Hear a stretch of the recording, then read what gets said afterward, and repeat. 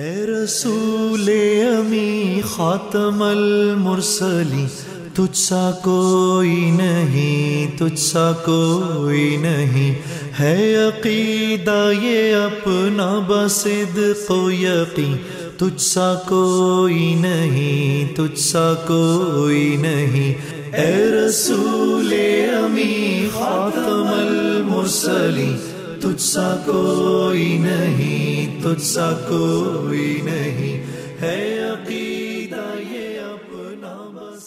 الحمد للہ نحمده ونستعینه ونستغفره ونعوذ باللہ من شرور انفسنا ومن سیئات اعمالنا، من يهده الله فلا مضل له ومن يضلله فلا هادي له، وأشهد أن لا إله إلا الله وحده لا شريك له، وأشهد أن سيدنا وسندنا ومولانا محمدا عبده ورسوله، وقال الله تعالى في القرآن المجيد وفرقان الحميد،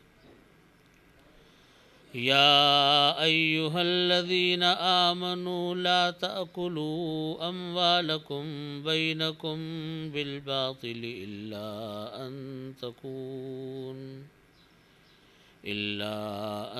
تكون تجارة عن تراض منكم، وقال رسول الله صلى الله عليه وسلم: المسلم من سلم المسلمون من لسانه ويده۔ بزرگان محترم، برادران عزیز، آج کا جو میرا موضوع ہے وہ معاشرت اور معیشت کے اسلامی اور سنہری اصول کے حوالے سے ہے۔ یہ موضوع اتنے طویل اور اتنی جزیات پر مشتمل ہے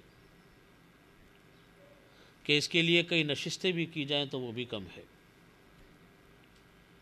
صرف ایک ہی موضوع کو لے لیں، معاشرت کو یا معیشت کو، تو وہی موضوع بہت لمبا ہو جاتا ہے۔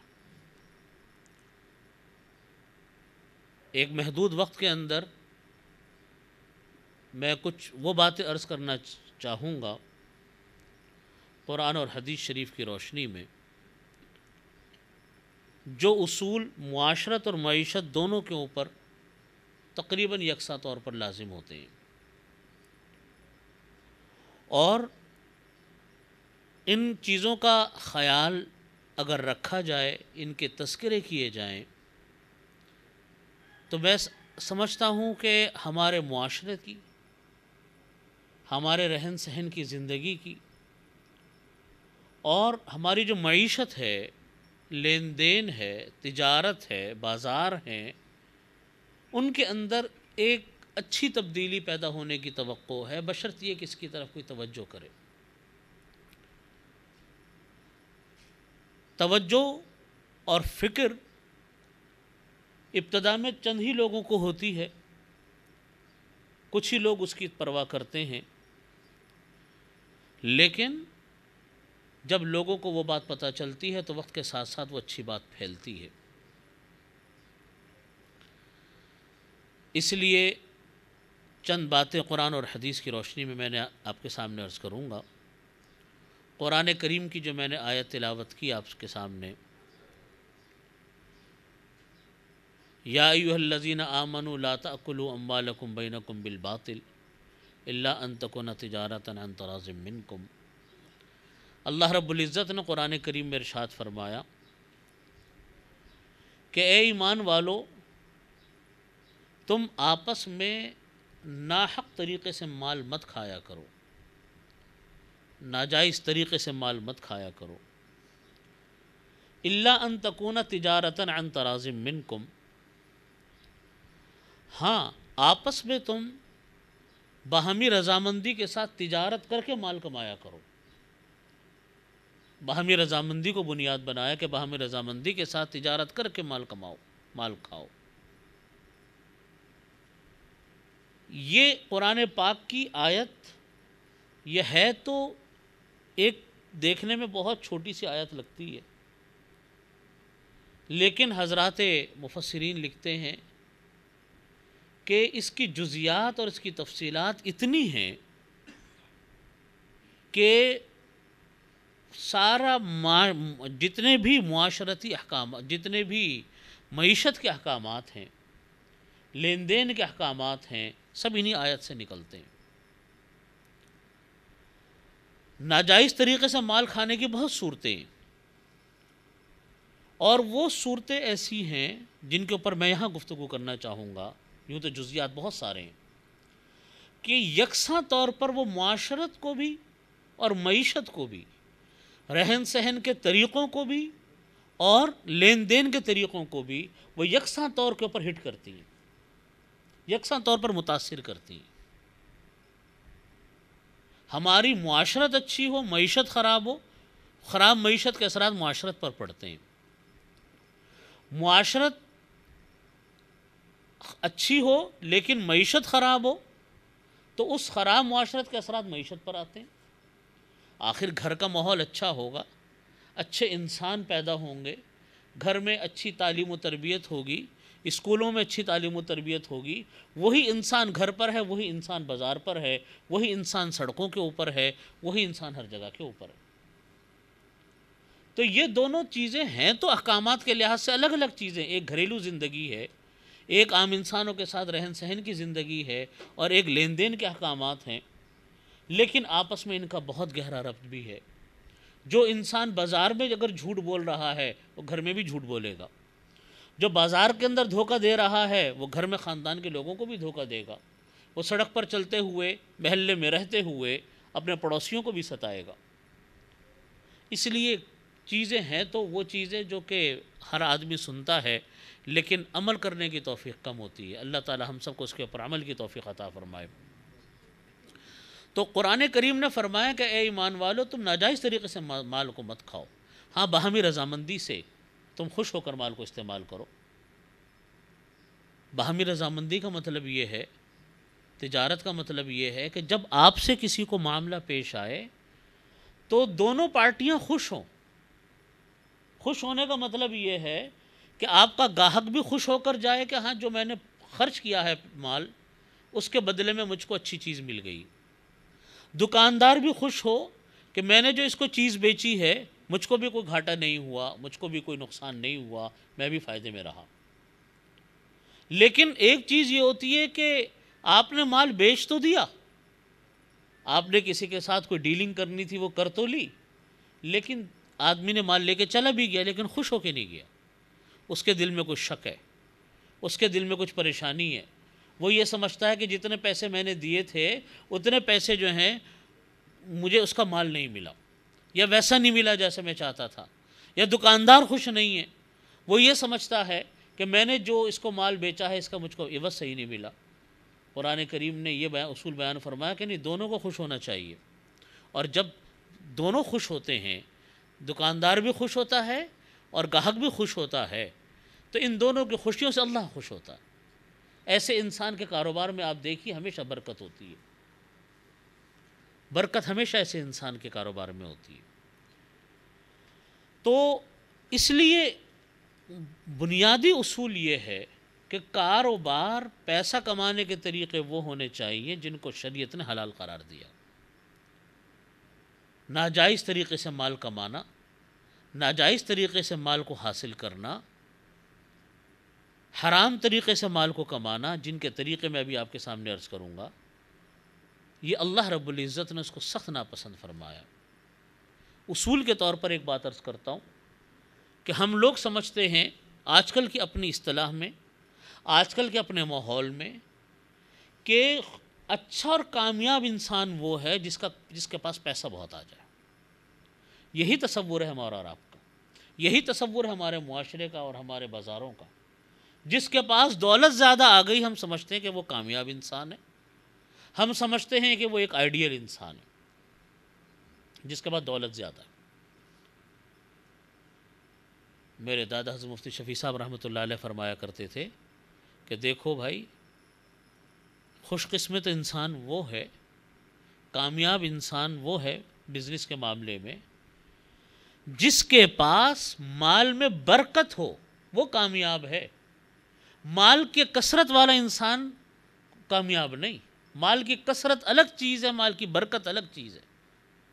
برکت مال کی وہ ہوتی ہے, آپ دیکھیے جگہ جگہ پر نبی کریم صلی اللہ علیہ وسلم نے عمر میں, علم میں, مال میں اور کام ہر چیز میں برکت کی دعا مانگی ہے. اللہ تعالیٰ رزق میں برکت عطا فرما, اللہ تعالیٰ مال میں برکت عطا فرما, یہی دعا سکھلائی ہے. تو برکت الگ چیز ہے, کثرت الگ چیز ہے. بعض اوقات مال کی کثرت تو ہوتی ہے لیکن مال میں برکت نہیں ہوتی, مال میں برکت نہیں آتی. اس کا نتیجہ کیا ہوتا ہے کہ مال بہت ہے لیکن وہ مال بعض اوقات عذاب بن جاتا ہے انسان کے لیے, تباہی بربادی کا ذریعہ بن جاتا ہے انسان کے لیے. ابھی آپ دیکھیں کتنے ہمارے جاننے والوں میں یہ معاملات چل رہے ہیں, اور آپ کے بھی کتنے جاننے والوں میں یہ باتیں چلتی ہوں گی کہ پیسے بہت ہیں لیکن خوشیاں نہیں. بھائی بھائی کا دشمن, بہن بھائیوں کی لڑائیاں, خاندان والوں سے بنتی نہیں. ان پیسوں کی وجہ سے جو بہت ہیں کوئی دشمن ہو گیا, اغوا ہو گئے, یا اور کسی مصیبت کے اندر مبتلا ہو گئے, دشمن پیدا ہو گئے, گھروں کے اندر بیماریاں آ گئیں, گھروں میں پریشانیاں آ گئیں, گھروں میں دشمنیاں پیدا ہو گئیں. گھر میں انسان داخل ہوا, بھائی بھائی سے ڈرا ہوا ہے کہ مجھے کوئی بھائی نہ مار دے. اس کو خطرہ دشمن سے نہیں ہے, اس کو خطرہ ڈاکو سے نہیں ہے, اس کو خطرہ اپنے بھائی سے کہ میرا بھائی نہ مجھے ڈنگ مار دے گئی. یہ ہے مصیبت حرام مال کی, جو حرام مال اپنے ساتھ نحوست لے کر آتا ہے. حرام مال کی نحوست یہ ہوتی ہے کہ مال دیکھنے میں بہت ہے, مال مقدار میں بہت ہے, لیکن اس مال کے پیچھے خوشیاں نہیں ہیں, اس مال کے پیچھے برکتیں نہیں ہیں. اور جب مال کے پیچھے انسان پیسہ کماتا ہے کس لیے؟ خوشیوں کے لیے کماتا ہے. اور کس کے لیے کماتا ہے؟ وہی اگر ہاتھوں سے چلی گئی تو ملا کیا؟ تو حلال مال سے اللہ تعالیٰ برکت دیتے ہیں. حرام مال سے مال زیادہ تو ہو سکتا ہے لیکن کبھی برکت انسان کو نصیب نہیں ہوتی. دل کی گھبراہٹ, دل کی پریشانیاں انسان کو ہر وقت لاحق ہوتی ہیں. اس کی مثال آپ یہ دیکھیں, نافرمانیاں جو ہوتی ہے نا اللہ تعالیٰ کی, یہ کوئی معمولی چیز نہیں ہوتی. اللہ تعالیٰ کی جو نافرمانیاں ہیں یہ کوئی معمولی چیز نہیں ہے. قرآن کریم نے اسی کو فرمایا کہ قُلْ هُوَ الْقَادِرُ عَلَىٰ أَن يَبْعَثَ عَلَيْكُمْ عَذَابًا مِّن فَوْقِكُمْ أَوْ مِن تَحْتِ أَرْجُلِكُمْ أَوْ يَلْبِسَكُمْ شِيَعًا. کہ اللہ تعالیٰ فرماتے ہیں کہ وہ اللہ تعالیٰ وہ ہیں جو کہ قادر ہیں اس بات کے اوپر کہ تمہارے اوپر وہ عذاب کو نازل کریں تمہارے اوپر سے. وہ اللہ قادر ہے اس بات کے اوپر تمہارے اوپر عذاب کو نازل کرے نیچے سے. وہ اللہ قادر ہے اس بات کے اوپر کہ تم کو فرقوں میں اور گروہوں میں بانٹ کر آپس میں بھڑا دے, لڑا دے. یہ بھی عذاب کی ایک شکل ہوتی ہے جو آج جس مصیبت میں ہم لوگ آج بیٹھے ہوئے ہیں. اور یلبسکم شیعہ, شیعہ کے معنی ہوتے ہیں جماعت کے, فرقوں کے, گروہوں کے, کہ تم کو گروہوں میں بانٹ دیا, گروہوں میں بانٹ کر پھر تم کو آپس میں کیا کر دیا؟ لڑا دیا. یہ اجتماعی نافرمانیاں جو ہوتی ہیں یہ ان کے عذاب ہوتے ہیں. 3 قسم کے عذاب اللہ نے ذکر فرمائے. اوپر سے آنے والا عذاب, نیچے سے آنے والا عذاب, اور گروہ بندی کا شکار ہو کر آپس میں مٹبھیڑ ہو گئی, آپس میں تباہی بربادی پھیل گئی.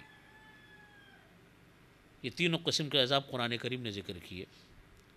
حضرت عبداللہ ابن عباس رضی اللہ عنہما مفسر قرآن اور امام مجاہد رحمۃ اللہ علیہ نے اس کی تفسیر یوں بیان فرمائی کہ اوپر سے آنے والے عذاب کا مطلب ہے کہ ظالم حکمران انسان کے اوپر مسلط ہو جائیں, یہ اوپر سے آنے والا عذاب ہے.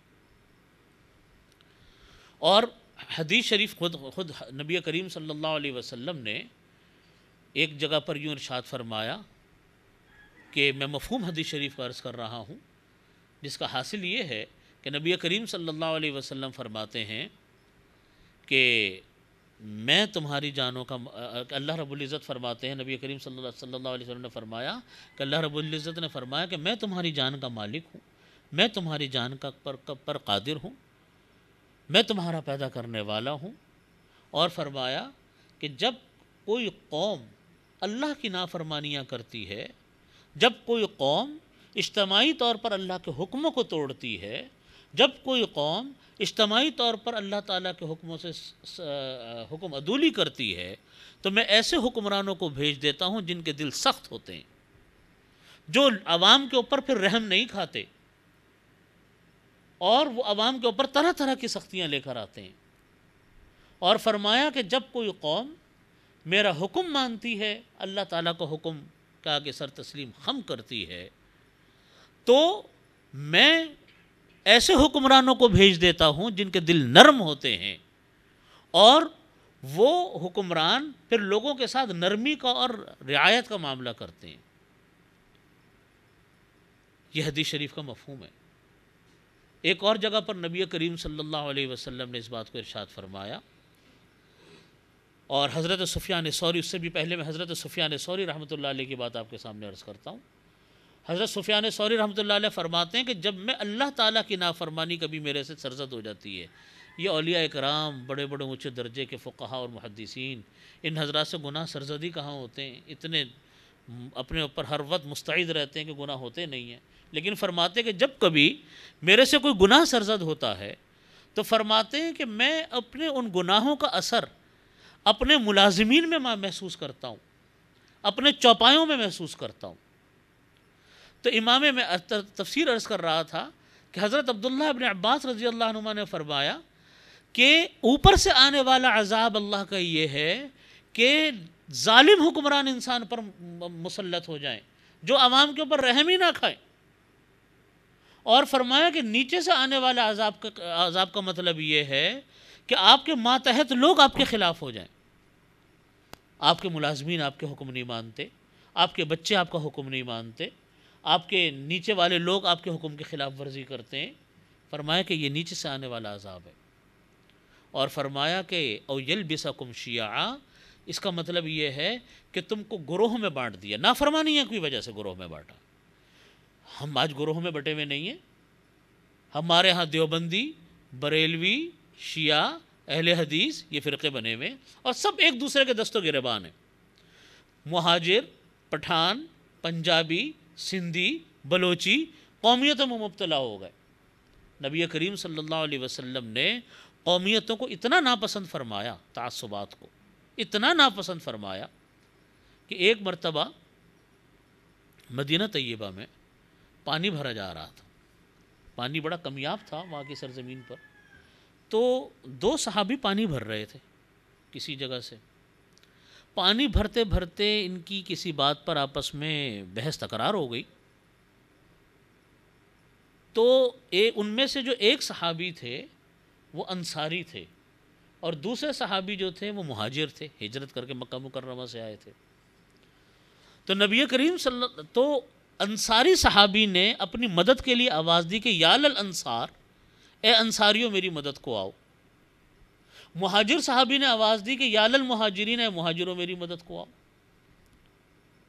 نبی کریم صلی اللہ علیہ وسلم کے سامنے قضیہ پہنچا کہ ان دو صحابہ کرام کی آپس میں یہ لڑائی ہوئی تھی۔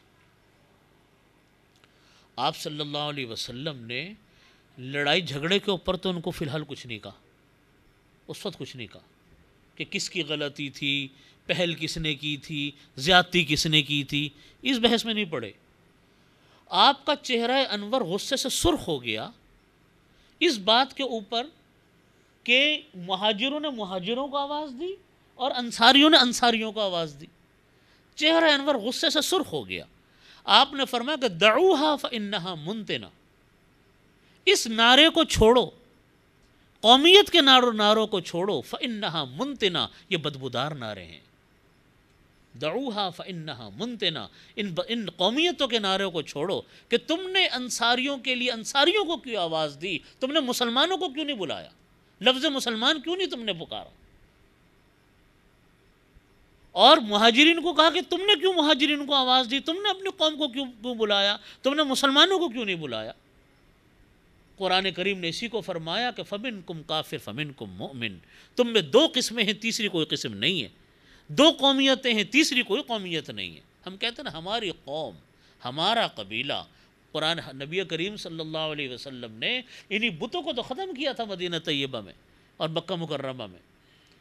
پہلے عرب قوم کتنی متعصب قوم تھی، یوں کہتے تھے کہ نحن ابناء العرب، ہم ہیں اصل عرب کے بیٹے، اور وہ کہتے تھے کہ ہم عربی ہیں اور ہمارے علاوہ جو ہے وہ عجمی ہے۔ عجمی بولتے گونگے کو، کہتے بولنا ہمیں آتا ہے، زبان ہماری ہے، قبیلہ ہمارا ہے، جماعت ہماری ہے، ہم بولنا جانتے ہیں، دوسرے کو کیا بولنا آتا ہے؟ وہ دوسرا عجم ہے، گونگے۔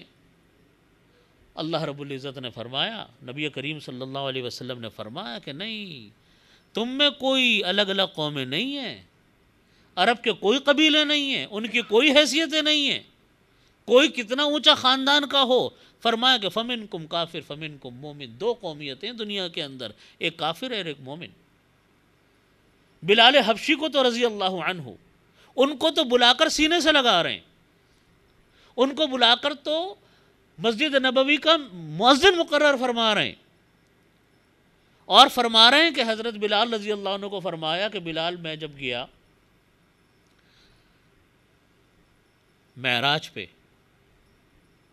تو میں نے تمہارے قدموں کی آہٹ سنی۔ ایک اور موقع پر فرمایا حضرت بلال رضی اللہ عنہ کو کہ بلال، میں نے آج خواب میں دیکھا کہ جنت میں تم میرے سے آگے آگے چل رہے ہو، جنت میں تم میرے سے آگے آگے چل رہے ہو۔ اللہ اکبر، اللہ کے نبی سے آگے آگے چل رہے ہیں۔ حضرت بلال رضی اللہ عنہ کیا کرتے تھے؟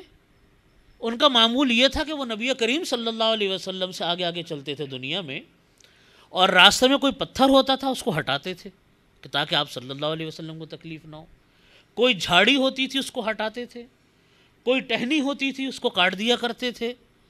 اس نیت، یہ بھی نیت تھی کہ کوئی اگر سامنے سے حملہ آور ہو گیا نبی کریم صلی اللہ علیہ وسلم پر تو اس کا سامنے سے پہلے مقابلہ میرے سے ہوگا، پھر آپ کے پاس جائے گا۔ تو آپ صلی اللہ تعالیٰ نے وہ منظر جنت میں بھی دکھلایا کہ جس طرح یہ دنیا میں آگے آگے تھے وہاں پہ بھی آگے آگے ہوں گے۔ عمل ان کا یہ تھا نبی کریم صلی اللہ علیہ وسلم کے ساتھ۔ تو کہاں حبشہ کے رہنے والے کالی رنگت، موٹے موٹے ہونٹ، کالی چمڑی، عرب تھے نہیں، حبشہ سے چلے ہوئے آئے غلام، یہ بھی نہیں کوئی آزاد ہو، غلام۔ ان کا تو اتنا اونچا مقام، اتنا اونچا مقام، اللہ اکبر، کہ نبی کریم صلی اللہ علیہ وسلم کے ساتھ ساتھ تھے، اور اپنے قبیلے کے لوگ نبی کریم صلی اللہ علیہ وسلم کے، اپنے قبیلے کے لوگ جنہوں نے ایمان قبول نہیں کیا، ابو جہل، ابو لہب، آپ اعلان کر رہے ہیں کہ کون ہے جو ابو جہل کی گردن کاٹ کر لے کر آئے گا؟ ابو لہب، قرآن پاک کی آیت نازل ہو رہی ہیں کہ تبت یدا ابی لہب وتب، ہلاکت ہو ابو لہب کے اوپر، حالانکہ وہ قبیلے کے لوگ تھے، آپ کا قبیلہ بھی تھا، آپ کا خاندان بھی تھا، اور اگر دیکھا جائے تو بڑے اونچے مقام تھا ان کا دنیا کے اعتبار سے، ان سے تو لڑائیاں ہیں۔ اور حضرت بلال حبشی کو، سلمان فارسی کو، صہیب رومی کو، جو دوسرے علاقوں سے آئے ہوئے لوگ تھے، ان کے ساتھ ان کو سینوں سے لگایا جا رہا ہے، ان کو اپنا بھائی بنایا جا رہا ہے، ان کے ساتھ اٹھنا بیٹھنا ہے، وہ سفر میں بھی ساتھ، حضر میں بھی ساتھ، ان کا یہ عالم۔ بنیاد کیا ہے؟ فَمِنْكُمْ کافر فَمِنْكُمْ مومن، کوئی تیسری بنیاد نہیں ہے۔ یقین مانیے فرقہ بندیاں، یہ گروہ بندیاں جو آج ہمارے ملک میں ہیں، یہ قرآن پاک کی اس آیت، یہ جو او یلبسکم شیعا، یہ تیسری قسم کا عذاب ہے جو ہمارے اوپر مسلط ہے۔ ایک اوپر سے آنے والا عذاب، ظالم حکمران جن کو رحمی ہمارے اوپر نہیں آتا، مہنگائی ہو رہی ہے، قتل و غارت گری پورے کراچی میں، پورے ملک میں عام ہے، کوئی پرواہ، ایسا لگتا ہے کسی کے کانوں پہ کوئی جوں بھی نہیں رینگتی، اور جو حالات ہیں اس کے اوپر تبصرہ تجزیہ کرنے کی ضرورت نہیں، ہر آدمی خوب اچھی طرح جانتا ہے۔ یہ سب کیا ہے؟ آپ اس کو کیا کہیں گے؟ ہم کیا اللہ کی پکڑ میں نہیں ہیں؟ کیا یہ اللہ کا عذاب نہیں ہے ہمارے اوپر؟ بتائیے، یہ اللہ کا عذاب ہے۔ ظالم حکمران مسلط ہو گئے ہمارے اوپر، جن کو ہمارے اوپر رحم نہیں آتا۔ کتنے انسان، ہم اور آپ کتنی کہانی اخبارات میں پڑھتے ہیں، واقعات پڑھتے ہیں کہ کسی نے خودکشی کر لی، کسی نے اپنے آپ کو آگ لگا لی مہنگائی سے تنگ آ کر، بے روزگاری سے تنگ آ کر۔ پچھلے دنوں عورت کا واقعہ آتا تھا کہ ایک عورت اپنے چھوٹے چھوٹے معصوم بچوں کو لے کے، پھول جیسے بچوں کو لے کے ٹرین کے آگے آ کے کھڑی ہو گئی اور کٹ گئی۔ کیا وجہ تھی؟ کہ بچے آئس کریم مانگ رہے تھے، اس عورت کے پاس آئس کریم دلانے کے پیسے نہیں تھے، اس سے یہ برداشت نہیں ہوا تو خودکشی کر لی۔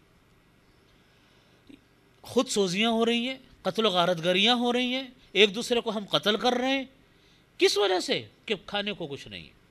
اور دوسری طرف افراط و تفریط آپ دیکھیے، دوسری طرف فضول خرچیوں کا جو عالم ہے حکمرانوں کا، وہ آپ کے اوپر، یہ سب اللہ کا عذاب ہے۔ یاد رکھیے، یہ قرآن پاک کی جو آیات میں نے پڑھی، قل هو القادر علی ان یبعث علیکم عذابا من فوقکم او من تحت ارجلکم او یلبسکم شیعا ویذیق بعضکم بأس بعض۔ یہ قرآن کریم کی آیت یہ بتلاتی ہے کہ دیکھو، جب کسی چیز کے میں گناہ جب اجتماعی ہوتے ہیں تو پھر اللہ کا عذاب بھی اجتماعی ہی آتا ہے۔ گناہ جب اجتماعی ہوتے ہیں پھر اللہ کی پکڑ بھی پھر اجتماعی ہوتی ہے، پھر انسان پستا ہے اس کے اندر۔ اور جب اجتماعی پکڑ ہوتی ہے، وہ اجتماعی گناہوں کے نتیجے میں ہوتی ہے۔ اس کا حل سوائے توبہ استغفار کے، اپنی حرکتوں کو چھوڑنے کے، کوئی اور دوسرا حل نہیں ہے اس کا، کوئی اور۔ ہم ان تینوں عذابوں میں مبتلا ہیں جس کا میں نے ذکر کیا آپ کے سامنے۔ اوپر سے آنے والا عذاب، نیچے سے آپ دیکھیں چھوٹے لوگ آج ہمارے بات نہیں مانتے، محلے کے بچوں میں وہ ادب و احترام نہیں ہے، اسکولوں کے طلباء اور طالبات میں وہ ادب و احترام نہیں ہے، یہ ہمارے بچے ہیں نا۔ اوپر کے حکمرانوں کو آپ دیکھتے ہیں، ان سے کوئی مطمئن نہیں ہے۔ آپس کی فرقہ بندیوں کو آپ دیکھ رہے ہیں، کس طریقے سے ہم مذہبی بنیادوں پر لڑ رہے ہیں، ایک دوسرے کے گلے کاٹ رہے ہیں، اور کس طریقے سے ہم قومی بنیادوں پر لڑ رہے ہیں، گلے کاٹ رہے ہیں۔ یہ خدا کی پکڑ ہے۔ اللہ تعالیٰ اس کو ہمارے اوپر سے ختم فرمائے اور ہماری پوری قوم کو ان گناہوں سے بچنے کی توفیق دے جو ہمارے اجتماعی گناہ بن چکے ہیں۔ حدیث شریف میں نبی کریم صلی اللہ علیہ وسلم نے ارشاد فرمایا کہ نبی کریم صلی اللہ علیہ وسلم نے فرمایا کہ 3 گناہ انسان کے ایسے ہوتے ہیں کہ جن کی سزا اللہ رب العزت آخرت میں جو دیں گے سو دیں گے، دنیا میں بھی ان کی سزا انسان کو ملتی ہے۔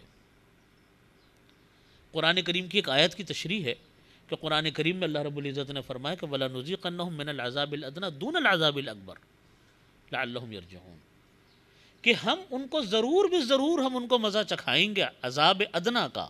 ادنا سے مراد ہے قریبی عذاب جو دنیا کا عذاب ہوتا ہے، دون العذاب الاکبر، اس بڑے عذاب سے پہلے جو عذاب بڑا آنے والا ہے، آخرت کا عذاب، اس سے پہلے دنیا کے اندر ہم مزہ چکھائیں گے۔ حضرات مفسرین فرماتے ہیں، اور نبی کریم صلی اللہ علیہ وسلم نے اس کی تشریح بیان فرمائی کہ 3 گناہ ایسے ہیں جن کی سزا تو انسان کو دنیا میں ملی جاتی ہے، آخرت میں جو ملے گی سو ملے گی۔ ایک یہ کہ کوئی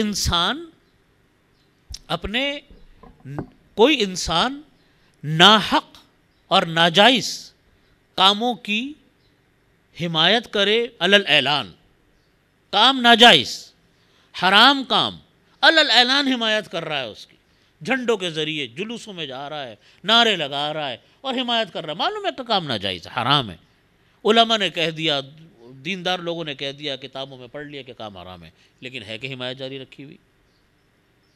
اس کی سزا بھی اللہ تعالیٰ دنیا میں دیتے ہیں کہ تم نے ناحق کسی انسان کی کسی ایسے کام کی مخالفت کی جو اللہ کے حکم کے خلاف۔ دوسری چیز فرمایا، دوسری چیز والدین کی نافرمانی۔ جو لوگ والدین کی نافرمانی کرتے ہیں، اللہ تعالیٰ دنیا میں بھی اس انسان کو سرخرو نہیں کرتے۔ آپ تجربہ کر کے دیکھ لو، میں نے تو بڑا دیکھا اس معاملے میں۔ اور وہ ایک اور چیز جو تجربے کی ہے، وہ حدیث شریف میں تو نہیں ہے، لیکن اپنے تجربے کی اور اپنے بزرگوں سے میں نے سنی ہوئی بات عرض کرتا ہوں، ان میں اساتذہ بھی شامل ہیں، والدین کے ساتھ اساتذہ۔ جو لوگ اساتذہ اپنے استاذوں کی بے حرمتی کرتے ہیں، ان کی توہین کرتے ہیں، ان کا دل دکھاتے ہیں، ان کی نافرمانی کرتے ہیں، وہ دنیا میں نہیں پنپتے۔ اور فرمایا کہ تیسری چیز کسی ظالم کی مدد کرنا، تیسری چیز کسی ظالم کی مدد کرنا جس کی سزا انسان دنیا میں بھگتتا ہے اگر کسی ظالم کی مدد کرتا ہے. تو یہ اجتماعی گناہ جب تک ہمارے ختم نہیں ہوں گے، یاد رکھیے اجتماعی گناہ سے ہم پھر اجتماعی وبال ہمارے اوپر آ چکا ہے. دیکھو اس کو آپ نہ مانیں کہ کوئی اللہ کی پکڑ ہے، یہ اللہ کی پکڑ ہے. ہمارا ملک شہر کراچی، آپ میرے بزرگ حضرات یہاں تشریف فرما ہیں، ہمیں تو وہ زمانہ بہت جھٹپٹا سا یاد ہے آپ حضرات کے سامنے کہ کراچی کیسا پرامن شہر ہوتا تھا، کتنا خوبصورت ہوتا تھا، اس کی راتوں کی جناب مثالیں دی جاتی تھیں، کیسا بارونق ہوتا تھا. اب بھی کراچی کے حالات ذرا سے بہتر ہوتے تو رونقیں بحال ہو جاتی ہیں. کس عذاب میں یہ پچھلے 27-28 سال سے مبتلا ہے یہ شہر. قتل و غارت گری، ہر وقت کی لوٹ کسوٹ، قتل اور ڈکیتیاں، چوریاں، ایک عذاب ہے پوری قوم کے اوپر. اور اب تو یہ پورے پاکستان میں پھیل چکا.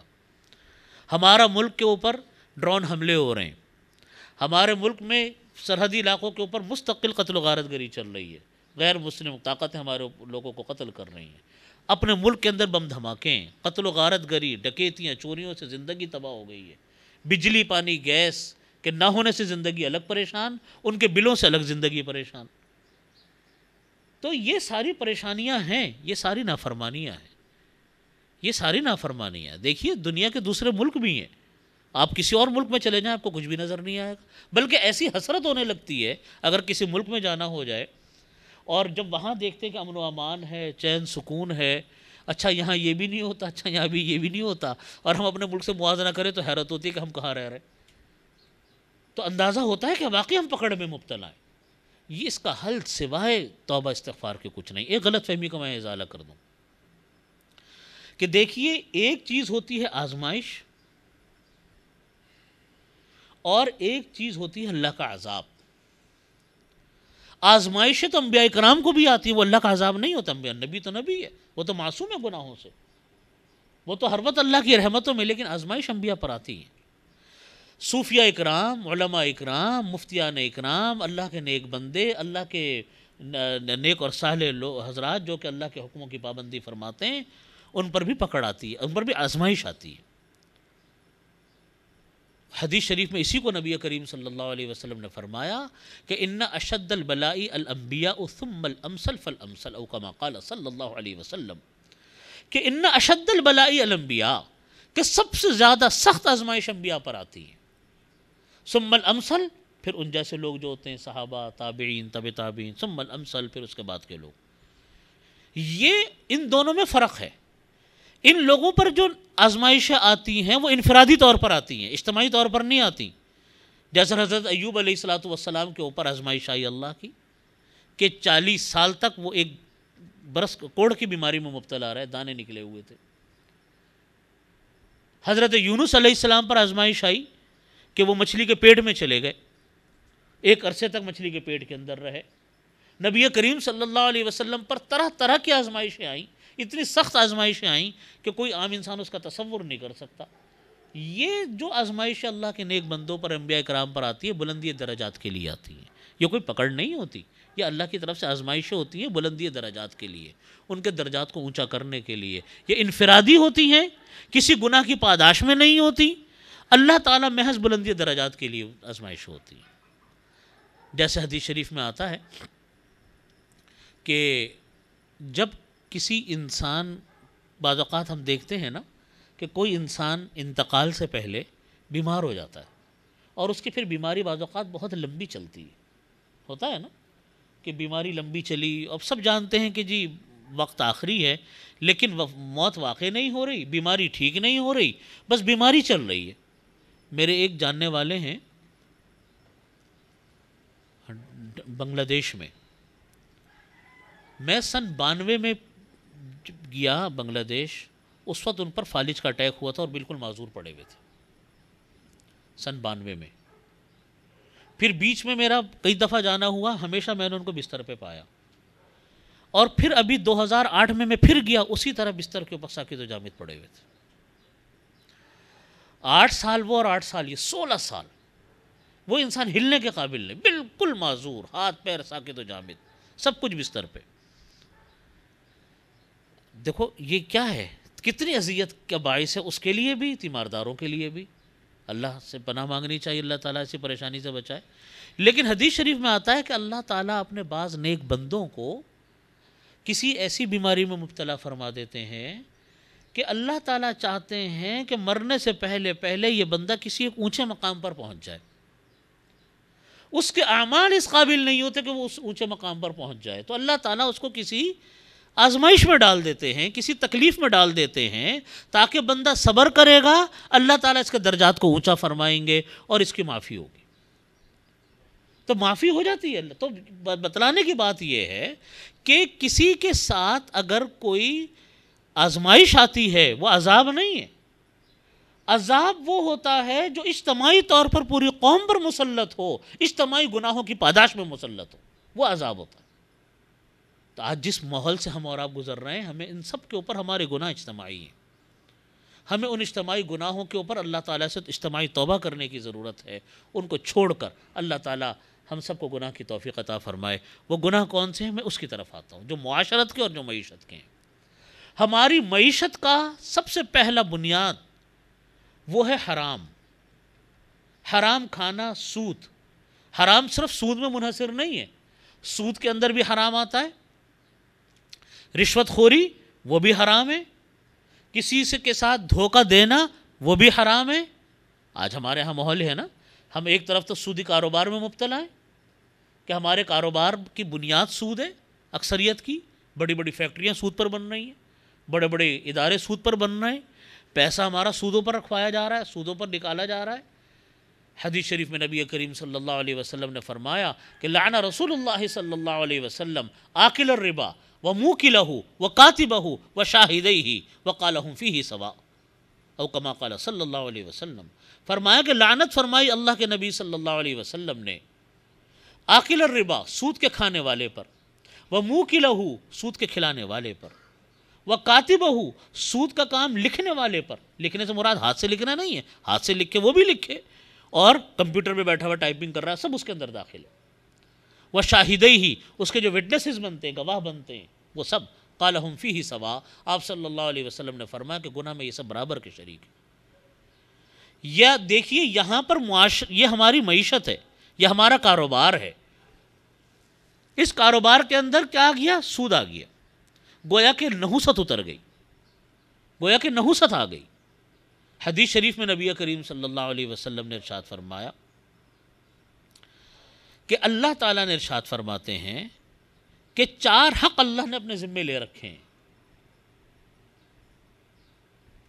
کہ اللہ تعالیٰ فرماتے ہیں کہ 4 حق اپنے ذمے میں لیے ہیں کہ ان 4 طرح کے لوگوں کو اللہ تعالیٰ فرماتے ہیں کہ نہ ان کو جنت میں داخل کریں گے، اللہ یدخلہم الجنہ ولا یذیقہم نعیمہا، اور نہ اللہ تعالیٰ ان کو جنت کی نعمتوں کا مزہ چکھائیں گے۔ نمبر 1 فرمایا، ایک وہ انسان جو والدین کا نافرمان ہو، جو والدین کی نافرمانی کرتا۔ نمبر 2 سود کا کھانے والا، لینے والا، سود کا لین دین کرنے والا۔ نمبر 3 یتیم کا مال ناحق کھانے والا۔ نمبر 4 پاک دامن پاکیزہ عورتوں کے اوپر، مسلمان پاک دامن پاکیزہ عورتوں کے اوپر زنا کی تہمتیں لگانے والا۔ قذف المحصنات الغافلات المؤمنات فرمایا ان کے اوپر، فرمایا کہ اللہ تعالیٰ فرماتے ان کو جنت میں داخل نہیں کرنا، ان میں ایک سود خور بھی ہے۔ تو سود جو ہے یہ معاشرے کے اندر پھیلا ہے، یہ اجتماعی گناہ ہے، معاشرتی گناہ ہے، اور معیشت پہ پھیلا پڑا ہے۔ اس کے اثرات معیشت پہ بھی ظاہر ہوتے ہیں، اس کے اثرات معاشرت پہ بھی ظاہر ہوتے ہیں۔ جب سود کا پیسہ گھروں میں آئے گا تو کون سی برکتیں آئیں گی؟ حرام پیسے سے کبھی برکت ملی؟ حرام پیسے سے کبھی خوشیاں ملی؟ کبھی نہیں ملتی۔ اور ایک اور حدیث شریف اتنی سخت ہے سود کے بارے میں کہ زبان سے نکالتے ہوئے بھی شرم آتی ہے۔ وہ الفاظ ایسے ہیں کہ زبان سے عام طور پر ہو تو نکالتے ہوئے انسان کو شرم محسوس ہو، لیکن چونکہ نبی کریم صلی اللہ علیہ وسلم کا فرمان ہے اس لیے بتانا تو ضروری ہے۔ نبی کریم صلی اللہ علیہ وسلم نے ارشاد فرمایا کہ سود کی 72 سے زیادہ خرابیاں ہیں، سود کی 72 سے زیادہ خرابیاں ہیں۔ فرمایا کہ اس میں سے سب سے کم درجے کی خرابی یہ ہے جیسے کسی شخص نے اپنی ماں کے ساتھ زنا کیا ہو۔ ایسے الفاظ نبی پاک صلی اللہ علیہ وسلم نے کسی اور گناہ کے بارے میں نہیں ارشاد فرمائے، جیسے سود کے بارے میں ارشاد فرمائے۔ 40 سے زیادہ حدیثیں سود کے بارے میں، ایسی سخت وعیدیں ہیں، ایسی سخت وعیدیں ہیں۔ ایک اور حدیث شریف میں نبی کریم صلی اللہ علیہ وسلم نے فرمایا کہ جو لوگ سود لے کر لین دین کرتے ہیں فَكَانَ عَاقِبَةُ أَمْرِهِ إِلَىٰ قِلَّةٍ، ان کا انجام ہمیشہ کمی کی صورت میں نکلتا ہے۔ عجیب بات فرمائی، اس کا انجام ہمیشہ کس کی صورت میں نکلتا ہے؟ کمی کی صورت میں نکلتا ہے۔ پیسہ آ رہا ہے لیکن کمی آئے گی، پیسہ بڑھے گا نہیں تمہارا۔ یہ قرآن حدیث شریف میں نبی کریم صلی اللہ علیہ وسلم نے فرمایا۔ قرآن پاک میں اللہ تعالیٰ نے فرمایا یمحق اللہ الربا ویربی الصدقات، کہ اللہ تعالیٰ سود کو مٹاتے ہیں، سود مٹتا ہے، باقی نہیں رہتا اس کی کوئی چیز۔ ویربی الصدقات، اور اللہ تعالیٰ صدقے کو بڑھاتے ہیں۔ حالانکہ تجربہ اس کے بالکل برعکس ہے، تجربہ نہیں، مشاہدہ اس کے بالکل برعکس ہے۔ مشاہدہ کیا ہے کہ جب ہم خدا نہ خواستہ کوئی سود کا پیسہ کسی کے پاس آ رہا ہو تو پیسہ دیکھنے میں بڑھ رہا ہے کہ گھٹ رہا ہے؟ بتائیے، بڑھ رہا ہے نا، پیسے میں اضافہ ہو رہا ہے، نظر آ رہا ہے کہ پیسے میں اضافہ ہو رہا ہے۔ اللہ تعالیٰ فرماتے ہیں کہ نہیں، یہ پیسہ بڑھ نہیں رہا ہے، گھٹ رہا ہے۔ صدقہ ہم نکالتے ہیں، اللہ تعالیٰ ہمیں زیادہ صدقہ نکالنے کی توفیق عطا فرمائے، صدقہ نکالتے ہیں تو دیکھنے میں لگتا ہے کہ جیب سے پیسے چلے گئے، کم ہو گئے، پہلے میرے پاس 100 روپے تھے، 20 روپے صدقہ کیے تو 80 رہ گئے۔ اللہ تعالیٰ فرماتے نہیں، صدقہ پیمال کو بڑھاتا ہے۔ مشاہدے کے خلاف ہے کہ نہیں؟ لیکن اللہ کا وعدہ سچا ہے، مشاہدہ ہمارا غلط، مشاہدہ ہمارا کیا ہے؟ غلط ہے۔ جب صدقہ انسان دیتا ہے تو در حقیقت الصدقۃ ترد البلاء، صدقہ جو ہے وہ بلاؤں کو لوٹا دیتا ہے۔ حدیث شریف میں فرمایا صدقہ بلاؤں کو، مصیبتوں کو ختم کرتا ہے انسان کے اوپر سے۔ تو پہلی چیز حرام مال، وہ حرام کی کوئی قسم ہو، جھوٹ بول کر مال کمانا، سود کے ذریعے سے مال کمانا، اور رشوت کے ذریعے سے مال کمانا، دھوکہ دے کر مال کمانا، ایک کوالٹی کا نمبر کا بتلایا اور بیچ رہے ہیں 2 نمبر کوالٹی کا مال جو ہمارے معاشرے میں پھیلا پڑا ہے۔ اور ہم سمجھتے ہیں کہ اگر ہم نے کسی کو دھوکہ دے دیا تو ہم بڑے قابل، بڑے ذہین، بڑے انٹیلیجنٹ انسان ہیں، کہ ہم نے تو دوسروں کو اس طرح دھوکہ دیا کہ پتہ بھی نہیں چلا اور وہ بڑے مطمئن ہو کے چلا گیا۔ یاد رکھیے، گناہ کے اندر مہارت جو ہے یہ تو شیطان کا کام ہوتا ہے، انسان کا کام تھوڑی ہے۔ یہ تو اللہ کے غضب کو دعوت، الراشی والمرتشی کلاہما فی النار۔ حدیث شریف میں نبی کریم صلی اللہ علیہ وسلم نے فرمایا، بڑی مشہور و معروف حدیث ہے کہ رشوت لینے والا دینے والا دونوں دوزخی ہیں، رشوت لینے والا دینے والا دونوں دوزخی ہیں۔ رشوت کس کو کہتے ہیں؟ آج ہمارے ہاں لوگوں نے رشوتوں کے نام بدل لیے۔ کسی کو رشوت دی جاتی ہے تو کہہ دیا صاحب میں نے آپ کے لیے ہدیہ دیا۔ ہدیہ کہنے سے وہ ہدیہ نہیں بنتا، وہ رشوت ہے۔ ہدیہ تو وہ ہوتا ہے کہ جب ہم کسی اپنے ایسے ملنے جلنے والے کو ہدیہ دیں جن سے ہمارا ہدیہ کا لین دین ہے، ہمارے عزیز رشتہ دار ہیں، بہن بھائی ہیں، شادی کا موقع ہے، خوشیوں کا موقع ہے۔ پھر ہدیہ بھی ایک لمٹ کے اندر ہوتا ہے، لاکھوں کروڑوں روپے کے ہدیے نہیں ہوا کرتے۔ ہم شادیوں پہ جب اپنے عزیز رشتہ داروں کے ہاں کچھ لینا دینے کا سلسلہ ہوتا ہے تو ایک لمٹ کے اندر ہدیہ ہوتا ہے نا، انلمیٹڈ تو ہدیے نہیں ہوتے۔ یہ نہیں ہوتا کہ ٹھیکیداروں نے پتہ چلا کہ جناب اب بڑے افسران بالا کو گاڑیاں تحفے میں دینی شروع کر دی، لینڈ کروزر تحفے میں دینی شروع کر دی۔ یہ ہدیے کہاں ہیں؟ یہ تو رشوتیں ہیں۔ یہ حرام مال، یقین مانیے، یہ تباہی اور بربادی کی جڑ ہے۔ حدیث شریف میں نبی کریم صلی اللہ علیہ وسلم نے فرمایا کہ حرام مال سے انسان کے جسم کے اندر جو گروتھ ہوتی ہے، جو نشو و نما ہوتی ہے، وہ جہنم کا ایندھن ہے، وہ جہنم کا ایندھن ہے۔ ہم یہ سمجھتے ہیں کہ حرام، اللہ بچائے لقمہ حرام سے، ہر انسان کو بچائے، کہ حرام لقمہ کسی کے حلق سے اتر گیا، جسم پر میں جو اضافہ تو ہوتا ہے، انسان کا خون تو بنتا ہے اس سے، فرمایا کہ جہنم کا ایندھن ہے۔ ہم خوش ہیں کہ بچے ہمارے کھا رہے ہیں، پی رہے ہیں، عیش کر رہے ہیں۔ یاد رکھیے، بچوں کی سب سے بڑی ناانصافی، بچوں کے ساتھ سب سے بڑا ظلم، بچوں کے اوپر سب سے بڑا ان کے ساتھ دشمنی یہ ہے کہ ان کو حرام مال کھلا دو۔ یہ بچوں کے ساتھ سب سے بڑا ظلم ہے۔ پھر حرام مال سے اندر جو چیزیں ڈیولپ ہوتی ہیں، جو خیالات، جو تصورات بڑھتے ہیں، وہ تو یہی بنیں گے بھائی، بچے پھر ٹیٹیاں لے کے گھومیں گے، بچے کل پھر شراب خانوں کے اندر جائیں گے اور حرام کاریوں میں مبتلا ہوں گے، پھر تو ایسی ہی اولادیں تیار ہوتی ہیں۔ تو اصل چیز ہمارے معاشرے کی جو ناسور ہے ہمارے معاشرے کا، اور اتنا پھیل گیا یہ ناسور، اتنا پھیل گیا، اتنی قسمیں حرام کی ہمارے معاشرے میں پھیل گئی ہیں کہ الامان والحفیظ، اس کے اوپر تو ہم لوگوں کو بہت کثرت کے ساتھ ایک دوسرے کو کہنا چاہیے، ایک دوسرے کو ٹوکنا چاہیے، وعظوں میں، نصیحتوں میں، اپنے گھروں کے اندر، اور اپنے گھروں کے اندر اس بات کا 100% اہتمام کریں کہ کوئی مال جھوٹ بول کر گھر پہ نہیں آئے گا، کوئی روپیہ پیسہ رشوت کا، سود کا، دھوکے بازی کا، چوری کا، ڈکیتی کا، یہ گھر پہ نہیں آئے گا۔ آج ہمارے معاشرے میں یاد رکھیے کاروباری تاجر ہمارے یہاں کے بہت جھوٹ بولتے ہیں، بہت جھوٹ میں مبتلا ہے، قدم لفظ کے اوپر ان کے یہاں جھوٹ رکھا ہوا ہے۔ یہ سب حرام مال کی قسمیں ہیں، حلال مال کی قسم نہیں۔ تو معاشرت اور معیشت کو خوشگوار بنانے کا بہترین اصول، یاد رکھیے حرام پیسے سے نہ ہماری معیشت درست ہو سکتی ہے، نہ حرام پیسے سے ہماری معاشرت درست ہو سکتی ہے۔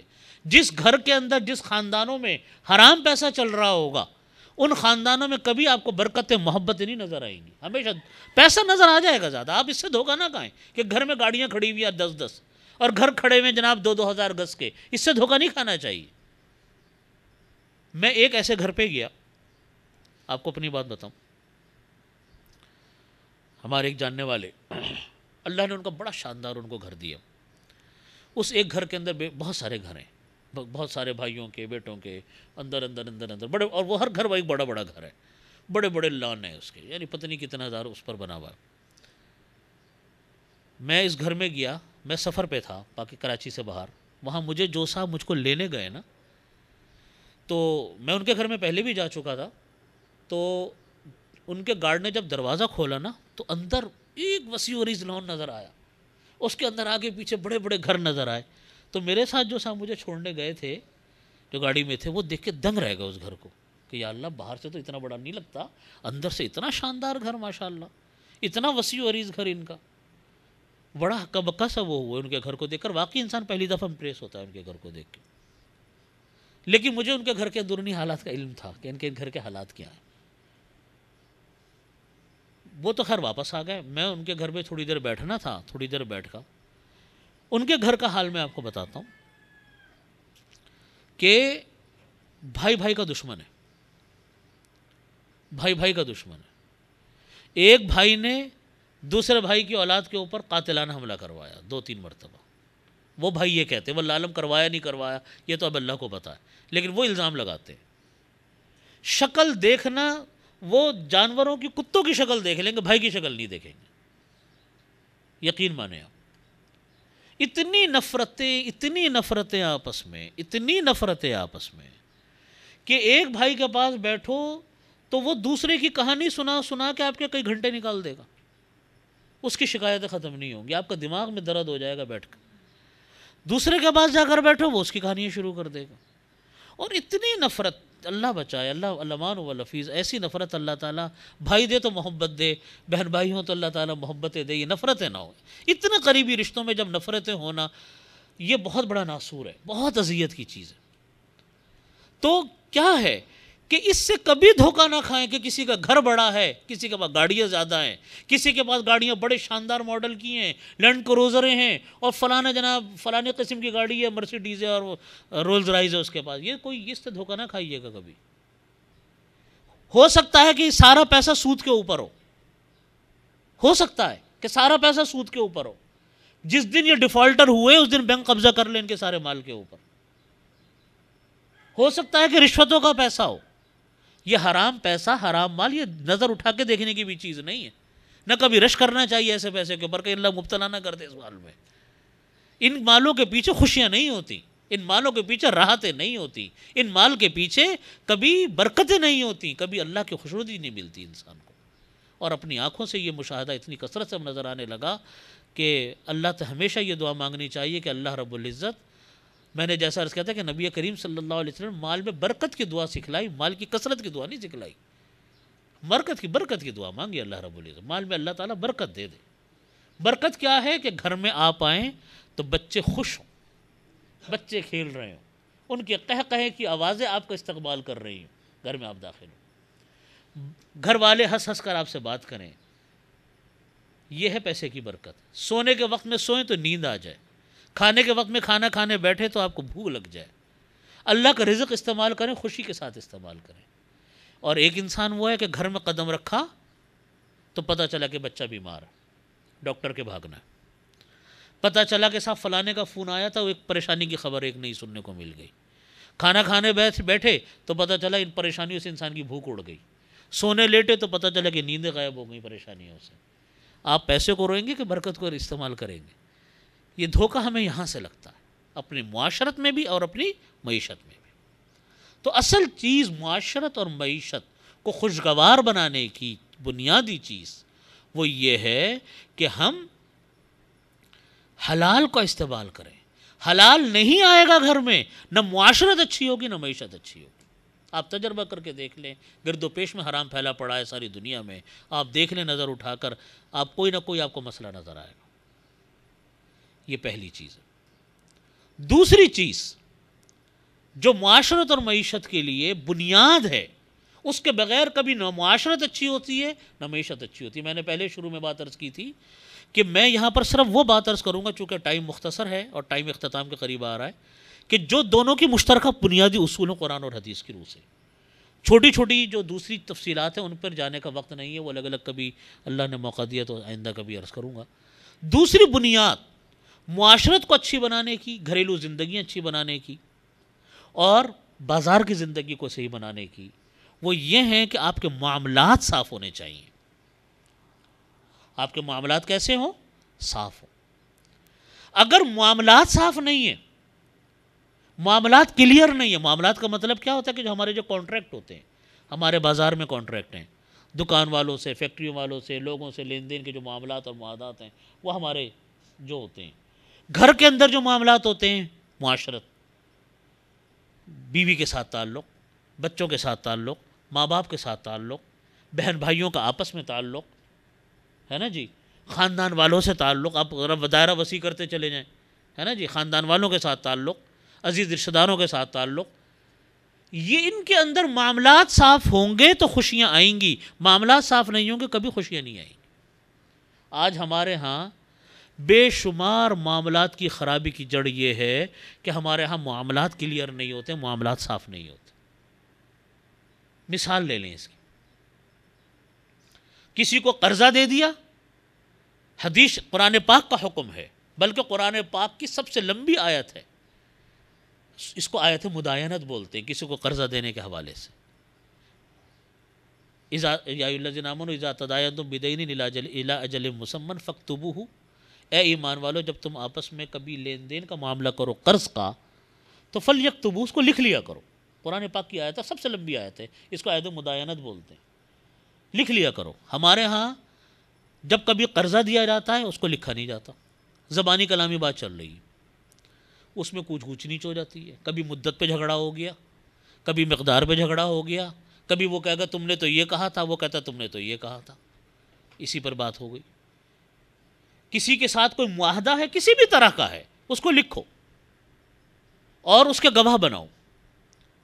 آج ہمارے ہاں یہ معاملات صاف نہیں ہوتے، جس کی وجہ سے بہت بازاروں میں جھگڑے، دکانوں میں جھگڑے، فیکٹریوں میں جھگڑے، معاملات کلیئر نہیں ہے۔ جھگڑا کچھ نہیں ہے، جھگڑا صرف یہ کہ معاملے کو طے نہیں کیا تھا، جھگڑا یہ کہ معاملات کو طے نہیں کیا تھا۔ خاندانوں میں آپ اٹھا کر دیکھیں آج اپنے ذرا کتنے بہن بھائی ایک دوسرے کے دست و گریبان ہیں۔ ایک میرے جاننے والے ہیں، باپ اور بیٹے عدالت کے کٹہرے میں کھڑے ہوتے ہیں یوں آمنے سامنے، باپ بیٹے، خون کا رشتہ، یوں آمنے سامنے عدالت میں کھڑے ہوتے ہیں، ابھی بھی کیس چل رہا ہے ان کا، فیصلہ ہے کہ نمٹ نہیں رہا۔ جھگڑا کیا ہے؟ کیا جھگڑا ہے؟ جھگڑا پیسے کا ہے۔ بیٹا کہتا ہے کہ میں باپ کے ساتھ شریک ہوں، باپ کہتا ہے کہ نہیں تو شریک نہیں ہے، مالک میں ہوں کاروبار کا۔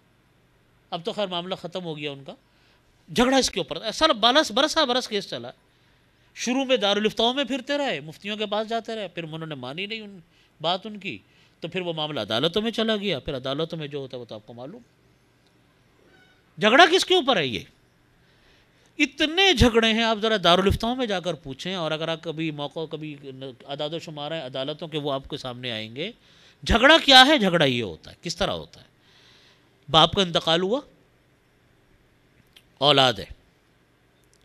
اب یقیناً جب باپ اپنی حیات ہوتے ہیں تو کاروبار عموماً والد صاحب کا یہ ہوتا ہے، اللہ کہ کسی اولاد نے اپنا الگ کر لیا ایک الگ بات ہے، لیکن عموماً والد کا کاروبار ہوتا ہے. چل رہا ہے کاروبار، بچے بڑے ہو گئے، جوان ہو گئے، ان کی شادیاں ہو گئیں، اب کاروبار چل رہا ہے، والد کا انتقال ہو گیا. بڑا بھائی عموماً وہ والد کے قائم مقام سمجھے جاتے ہیں، وہ والد کے قائم مقام ہو گئے کاروبار کے اندر بھی، گھر میں بھی. اب ان کو قائم مقام، چھوٹے جو بہن بھائی ہیں وہ بھی اپنے بڑے بھائی کو اس نظر سے دیکھتے ہیں جس نظر سے اپنے باپ والد صاحب کو دیکھا کرتے تھے. ان کا احترام بھی اسی طریقے سے کیا جانے لگا. میراث تقسیم نہیں کی. اگر کسی نے سمجھا بھی دیا کہ بھائی دیکھو شریعت کا حکم یہ ہے، شریعت کا یہ ایک اصول ہے کہ جیسے ہی کسی کا انتقال ہو فوراً میراث تقسیم کر لو. تو کسی نے اگر کہا بھی کہ دیکھو بھائی تمہارے والد کا انتقال ہوا، تم اپنی میراث اور جائیداد کو تقسیم کرو، تو وہ کہتے ہیں کہ دیکھو بھائی عجیب آدمی، ہم رہنا تو ہم بھائیوں کی طرح رہنا چاہتے ہیں، یہ ہمیں علیحدہ کرنا چاہ رہا. ہم ان کو یہ کہتے ہیں کہ ہم علیحدہ کوئی نہیں کرنا چاہ رہا، کوئی علیحدہ نہیں کرنا چاہ رہا آپ کو. ہم یہ کہتے ہیں جو شریعت کا حکم ہے وہ یہ ہے کہ تم اپنی جائیدادوں کو تقسیم کر لو اور اپنے حصے مقرر کر لو کہ کس کا مکان میں کتنا حصہ ہے اس کو لکھ لو، کاروبار میں کتنا حصہ ہے اس کو لکھ لو، جائیدادوں میں تمہارے جو حصے ہیں اس کو لکھ لو، والد والدہ کا کتنا حصہ بنا، بہنوں کا کتنا حصہ بنا، بھائیوں کا کتنا حصہ بنا، اس کو لکھو. اگر کاروبار تمہیں ساتھ کرنا ہے، اب تم اپنے حصے کو جال ڈال کر دوبارہ کاروبار کر لو، کوئی بات نہیں، ایک معاہدہ کر لو. کاروبار ایسے ہی چلنے دو، کاروبار کو ختم نہ کرو، ایک معاہدہ کر لو کہ ہاں بھائی پہلے کاروبار کے مالک والد تھے، والد کے انتقال کے بعد اب بہنیں ہیں، بھائی ہیں، والدہ ہے. تو عموماً لڑکیوں کی شادیاں ہو جاتی ہیں، ہمارے ہاں عورتوں کو کوئی میراث دیتا ہی نہیں ہے. وہ سمجھتے ہیں کہ جب لڑکیوں کی شادیاں کر لی بس ہو گیا ان کا کام، حساب کتاب پورا. حالانکہ لڑکیوں کا اللہ رب العزت نے حصہ مقرر کیا ہے، اور یہ جو میراث کے جو حصے ہیں یہ اللہ رب العزت کے بنائے ہوئے حصے ہیں. قرآن پاک کے پورے رکوع کے رکوع ہیں اس کے اوپر، یہ کسی کے بنائے ہوئے نہیں ہیں. تو قرآن پاک کے احکامات ہیں. نہ ہمارے ہاں عورتوں کو میراث ملتی نہیں، جو شدید ظلم ہے خواتین کے اوپر، زبردست ظلم ہے خواتین کے اوپر. عورت اسی طرح میراث کی حقدار ہے جس طریقے سے عام انسان میراث کا حقدار ہوتا ہے، البتہ حصوں میں فرق ہے. اللہ تعالیٰ نے عورتوں کے حصے مختلف بنائے، مرد کے مقابلے میں آدھا رکھا ہے بھائی کے مقابلے میں. تو یہ اب میراث تقسیم نہیں کی. جب میراث تقسیم نہیں ہوئی تو اب معاملہ چل پڑا. شریعت کیا کہتی ہے کہ میراث تقسیم کرو. کاروبار بے شک ساتھ چلانا ہے، ساتھ چلاؤ، اور ساتھ چلانے کے بعد اپنا حصہ مقرر کرو کہ ہاں تمہارا کتنا کاروبار میں ہے، مکان میں کتنا ہے، فلانے پلاٹ ہے، فلانی دکان ہے، فلانا یہ ہے، بینک بیلنس ہے، سب کو متعین کرو، اس کو لکھو، تاکہ کل ایک دوسرے کے اوپر کوئی جھگڑا نہ ہو، ایک دوسرے پر کوئی الزام نہ ہو. لیکن ہمارے ہاں کیا ہوتا ہے کہ بڑا بھائی باپ کی جگہ پر آیا، میراث تقسیم نہیں ہوئی، بہنوں کی شادیاں کر دی، وہ اپنے گھروں کی چلی گئیں. اب بھائی بیٹھے ہوئے، والدہ کو کہتے ہیں کہ والدہ کو میراث کی کیا ضرورت ہے، وہ تو ہمارے ساتھ ہے، وہ تو ہماری ماں ہے، وہ تو ہمارے گھر میں ہمارے ساتھ رہتی ہیں، ان کا ہر شوق ہر چیز ہم پوری کریں گے. میراث نہیں دی ان کو، تکلیف بھی کوئی نہیں ہے ان کو، گھر میں رہ رہی ہیں، لیکن ان کا جو ایک مال ہے وہ تو ان کو نہیں ملا نا. اب کیا ہوا کہ ایک بھائی کے 4 بچے، ایک کے 3، ایک کے 5، ایک کے فیملی ممبر 7، کسی کا کچھ کسی کے کچھ، ایک زیادہ فضول خرچ، ایک کم خرچہ کرنے والا، ایک ہاتھ روک کے خرچہ کرنے والا، ایک کے گھر میں 5 اے سی چل رہا ہے، ایک کے گھر میں 2 اے سی چل رہا ہے. ہر ایک کے گھر کے خرچ کا انداز مختلف ہے. اب سب اسی مشترکہ کاروبار میں سے پیسے لے رہے ہیں، کوئی حساب کتاب نہیں کس کا کتنا حصہ تھا، لے کتنا رہا. خرچ ایک آدمی نے کام کم کیا، پیسے اس نے زیادہ لے لیے. بھائی کو دوسرے بھائی کے دل میں بات آنی شروع کی کہ دیکھو یار کام تو یہ پورا کرتا نہیں، آتا تو یہ بہت تاخیر سے ہے، بیچ میں چھٹیاں بھی کرتا ہے، منافع پورا مل رہا ہے اس کو، میں سارا دن محنت کرتا ہوں مجھ کو بھی وہی منافع مل رہا ہے. دوسرا بھائی کہتے، پھر وہ سوچتے ہیں کہ اس کے گھر میں تو جناب اتنا خرچہ زیادہ ہے، اس کے ہاتھ تو بہت کھلے ہیں، ہم بلا وجہ ہاتھ روک کر خرچ کر رہے ہیں، اس کا خرچہ زیادہ، ہمارا خرچہ کم. اب دلوں میں بات آ رہی ہے، بات عورتوں میں آ رہی ہے، خواتین میں بات آ گئی، بیویوں میں بات آ گئی. اب چہمی گوئیاں شروع ہو گئیں. کچھ دنوں تک، کچھ عرصے تک یہ چہمی گوئیاں چلتی ہیں، بعد میں وہ چہمی گوئیاں زبانوں پہ آنے لگ جاتی ہیں. اب بچے بڑے ہونے شروع ہو جاتے ہیں تو ان کے شادی بیاہ کے مسئلے مسائل شروع ہو جاتے ہیں. نتیجہ یہ ہوتا ہے کہ وہ لاوا اندر اندر جو پک رہا ہوتا ہے اس بد معاملگی کی وجہ سے، ان معاملات کے کلیئر نہ ہونے کی وجہ سے، وہ لاوا جب ایک وقت آتا ہے کہ وہ پھٹ پڑتا ہے اور پھر بھائی بھائی کا دشمن ہوتا ہے. ایک بھائی اب برملا ایک دوسرے کو برا بھلا کہنا شروع کر دیتے. وہ کل تک جس بھائی کو کہتے تھے کہ میرے باپ کا قائم مقام ہے, میرے والد کے قائم مقام ہے, آج ان بھائی کو برملا گالیاں دی جا رہی ہیں, ان کو برا بھلا کہا جا رہا ہے, الزامات لگ رہے ہیں. شریعت نے اس کو ناپسند کیا ہے. شریعت نے سب سے زیادہ جس چیز کو ناپسند کیا ہے وہ ہے باہمی لڑائی جھگڑے, باہمی نا اتفاقیاں. اس کو حدیث شریف میں نبی کریم صلی اللہ علیہ وسلم نے فرمایا ہی الحالقہ, یہ وہ جھگڑے وہ چیز ہیں جو سروں کو موڑنے والے ہیں. فرمایا کہ لا تحلق الشعر بل تحلق الدین, یہ جھگڑے بالوں کو موڑنے والے نہیں ہیں بلکہ دین کو موڑنے والے ہیں, ختم کرنے والے ہیں. سب سے زیادہ ناپسندیدہ چیز شریعت میں جھگڑے ہیں, لڑائی جھگڑے. اور لڑائی جھگڑوں کی بنیاد معاملات کا کلیئر نہ ہونا ہے. یہ بنیاد لڑائی جھگڑے کی کہ معاملات کلیئر نہیں. اسی لیے اصول ہے کہ تعاشروا کالاخوان وتعاملوا کالاجانب, کہ تم رہو تو بھائیوں کے طریقے سے اور معاملہ کرو اجنبیوں کے طریقے سے. کتنا خوبصورت جملہ ہے, غالباً حدیث ہے نبی کریم صلی اللہ علیہ وسلم کی. تعاشروا کالاخوان وتعاملوا کالاجانب, رہو بھائیوں کے طریقے سے اور معاملہ کرو اجنبیوں کے طریقے سے. آپ اس اصول کو پرکھ کر دیکھ لیجئے. آپ دیکھیے گھروں کے اندر کیسا چین سکون ہوتا ہے. معاملات کلیئر ہونے چاہیے. میں نے یہ واقعہ اپنے والد صاحب سے سنا اور مولانا تقی صاحب میرے چچا مدظ العمر, ان دونوں بزرگوں سے میں نے سنا. فرماتے ہیں کہ میرے دادا حضرت مفتی صاحب رحمۃ اللہ علیہ, جوائنٹ فیملی سسٹم تھا ہمارے ہاں. مجھے یاد ہے ہم لوگ چھوٹے چھوٹے ہوتے تھے تو حضرت مفتی صاحب ہمارے دادا رحمۃ اللہ علیہ, مفتی شفیع صاحب رحمۃ اللہ علیہ درمیان میں تھے. دائیں طرف ایک طرف حضرت مولانا تقی عثمانی صاحب مدظ العمر کا گھر تھا, اس طرف ہمارا گھر تھا, والد صاحب کا, میرے والد صاحب مفتی رفیع عثمانی صاحب کا گھر تھا. تو اب کبھی ہمارے گھر سے کھانا گیا دادا رحمۃ اللہ علیہ کے لیے, کبھی مولانا تقی صاحب کے گھر سے کھانا آیا. حضرت کھانا کھاتے یہ کہتے تھے کہ بھئی برتن اٹھا کے فوراً لے جاؤ, میرے کمرے سے لے جاؤ. اچھا کبھی اس میں کچھ اگر اونچ نیچ ہو جاتی تھی تو ناراض بھی ہوتے تھے, ڈانٹتے بھی تھے کہ میں نے تم سے کہا کہ یہ گلاس رہ گیا, گلاس کیوں نہیں اٹھا کے لے کے چلے گئے, گلاس کیوں یہاں چھوڑ دیا. یا کوئی اور چھوٹی موٹی چیز جو گھریلو استعمال کی ہوتی ہیں وہ رہ گئی, پھر ناراض ہوتے تھے کہ بھئی دیکھو اس کو اٹھاؤ, میرے کمرے سے لے جاؤ. تو کسی دن والد صاحب نے ہمارے چچا مدظ العمر نے یوں کہہ دیا کہ والد صاحب کو کہا کہ ہم لے جائیں گے, اس میں اتنی جلدی کی کیا بات ہے, آپ اتنی جلدی کیوں فرماتے ہیں, ناراض بھی ہو جاتے ہیں, آپ اتنی جلدی کیوں کرتے ہیں. فرمانے لگے کہ دیکھو بھائی میں تمہیں بتاتا ہوں میں جلدی کیوں کرتا ہوں. یہ جو بتانے کی بات ہے وہ یہ ہے. فرمانے لگے کہ میں جلدی اس لیے کرتا ہوں کہ میں نے اپنے وصیت نامے میں یہ بات لکھی ہوئی ہے کہ میری ملکیت میں وہ چیزیں ہیں جو میرے کمرے کے اندر ہے وہ میری مملوکہ چیز ہے, اور جو میرے کمرے سے باہر کی چیزیں ہیں وہ میری اولاد کی ہیں, وہ میری نہیں ہے, جس کی ہوگی وہ اس کی ہوگی. حضرت مفتی صاحب رحمۃ اللہ علیہ نے اپنی زندگی میں جو کچھ تھا سب اپنی اولادوں کو بانٹ دیا تھا, اور آخری وقت میں ان کے پاس کچھ بھی نہیں تھا, بہت تھوڑے سے پیسے تھے, اور وہ تھوڑی سی دیر میں حضرت مفتی صاحب رحمۃ اللہ علیہ کا حساب کتاب پورا ہو گیا تھا, قصہ ختم ہو گیا تھا.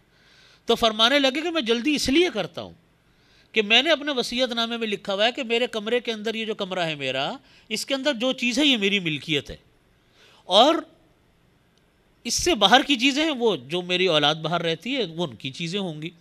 تو فرمایا کہ اگر میرا انتقال ہو جائے اور یہ چیز یہاں پڑی ہوئی ہوئی تو وصیت نامے کی روح سے ہی میری میراث میں شمار ہوگی, حالانکہ میری ملکیت نہیں. اب آپ مجھے ہی بتائیے گلاس کتنی ویلیو قیمت کا ہوگا, چمچے پلیٹیں یہ چیزیں کتنی قیمت کی ہوں گی. لیکن بات قیمت کی نہیں ہے, بات ایک اصول کی ہے کہ 1 روپیہ بھی کسی کا اگر حق پڑ گیا, کسی کے ذمے میں رہ گیا, آخرت میں تو وہ اعمال کے ذریعے سے پورا ہوگا, روپے سے تھوڑی پورا ہوگا. 1 روپیہ کا بھی حق ہے, ہم اس کو تو اہمیت نہیں دیتے کہ چلو بھائی دیکھ لیں گے, اس کو شریعت نے پسند نہیں کہ دیکھ لیں گے. 1 روپیہ اگر کسی کا حق باقی رہ گیا کسی کے ذمے میں, وہ تو آخرت میں پورا ہوگا, وہ تو شہید کا بھی معاف نہیں ہے.